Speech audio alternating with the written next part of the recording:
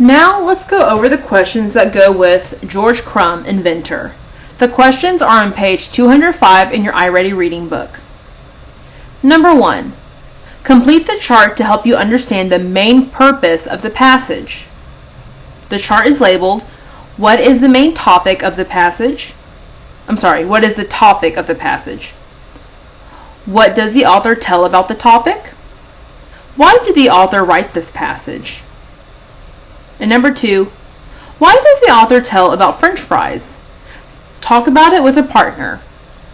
For number 2, feel free to talk to someone else in your home, or feel free to write it. Go ahead and press pause and fill out the chart and answer number 2 the best you can, and when you're ready to go over the answers, press play. First, we have to find out what is the topic of the passage. The topic is kind of like what it's mostly about. It's similar to main topic or main idea, but really it could be narrowed down to a simple phrase or even a word if you wanted. So what is the topic of this passage? I would say when I was reading it, the thing I heard the most was potato chips. So I would say that the topic is potato chips. What does the author tell about the topic? He tells us that he made potato chips because a man wanted some fries, but the fries he got were too thick. So George Crum had to keep making them thinner and thinner.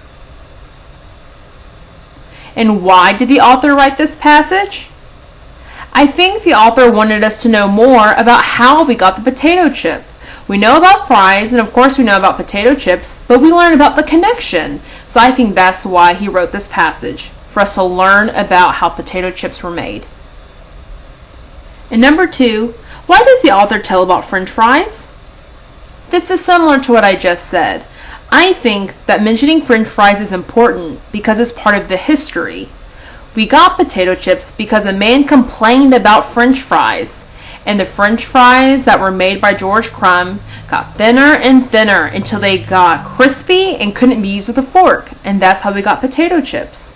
So I think that is why the author tells about French fries.